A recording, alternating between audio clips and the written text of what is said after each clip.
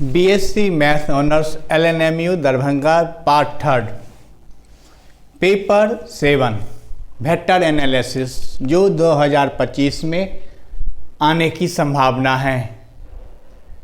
इसमें हम लोग जानते हैं कि 4 क्वेश्चन रहता है।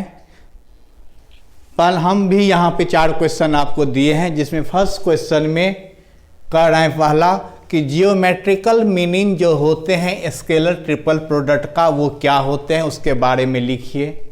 फिर इसी का दूसरा है प्रूव करने के लिए कह रहा है कि vector triple product vector A cross vector B cross vector की का वैल्यू इतना होना चाहिए, ये प्रूव करिए। ऐसे ही vector triple product A B C B C A और सी ए बी तीनों का सम कितना होना चाहिए 0, ये प्रूव करने के लिए कह रहा है। उसके बाद आ गया अंत में 4 नंबर क्वेश्चन पहला का scalar triple product A cross B B cross C C cross A vector, इसका वैल्यू होना चाहिए scalar triple product A B C का स्क्वायर। इस फर्स्ट में जो ये 4 क्वेश्चन है इसमें से 2 रहेगा, 100% चांस है, ज़्यादा हार्ड भी नहीं है, हम आप आराम से इसको बना लेंगे। फिर आया 2 नंबर क्वेश्चन। 2 नंबर क्वेश्चन में हमने आपको 5 क्वेश्चन दिए हैं, जिसमें पहला क्वेश्चन जो है आपका ये है, आपको कह रहा है वैल्यू निकालिए differentiation R1 vector cross R2 vector का जब हम डिफ्रेंसिएशन करते हैं टाइम के रेस्पेक्ट में। दूसरा क्वेश्चन है आपका कि scalar triple product R1 vector R2 vector R3 vector का डिफ्रेंसिएशन टाइम के रिस्पेक्ट में क्या होगा। फिर हम लोग देखते हैं क्वेश्चन नंबर 2 का 3rd नंबर क्वेश्चन। कह रहा है यदि एक वेक्टर ए है वो क्या है यूनिट वेक्टर है, तो हमको प्रूव करना है ए वेक्टर क्रॉस डिफ्रेंसिएशन ए वेक्टर टाइम के रिस्पेक्ट में मॉड इक्वल टू मैग्नीट्यूड या मॉड कहिए मॉड डिफ्रेंसिएशन ए वेक्टर का टाइम के रिस्पेक्ट में। 4 नंबर क्वेश्चन में कहते हैं एक पार्टिकल मूव करता है curve S equal to a cos t y equal to a sine t and z equal to b t, ये कर्व का इक्वेशन है। तो हमको वेलोसिटी एंड एक्सेलरेशन निकालना है जब टाइम क्या हो 0 हो और जब टाइम π/2 हो।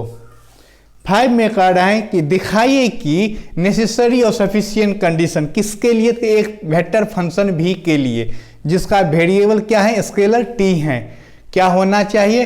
अगर वो कांस्टेंट मैग्नीट्यूड है वेक्टर बी आपका क्या कांस्टेंट मैग्नीट्यूड है तो इतना होना चाहिए। तो ये 5 क्वेश्चन में से भी आपको 2 क्वेश्चन रहेगा। फिर आ गया क्वेश्चन नंबर 3। क्वेश्चन नंबर 3 में हम लोग 4 क्वेश्चन पढ़ेंगे, उस 4 में से 2 पक्का रहेगा। पहला कह रहा है कि आपको वैल्यू निकालना है म्यू डॉट डेल फाई का वैल्यू क्या होगा। दूसरा में कहते हैं del cross phi A vector equal to phi del cross A vector plus phi ये del phi cross A vector, ये इसको प्रूव करने के लिए कह रहा है।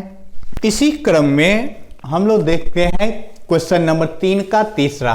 कह रहा है आपको प्रूव करने के लिए del dot A cross B बराबर होना चाहिए B vector dot del cross A vector minus A vector dot del cross B vector. और 4 नंबर में कह रहा है del dot del cross U vector equal to 0। फिर क्वेश्चन नंबर 4 का पहला, इसमें 2 ही क्वेश्चन दिए हैं, इसमें से ये पक्का है 2 नंबर क्वेश्चन पक्का रहेगा आपको।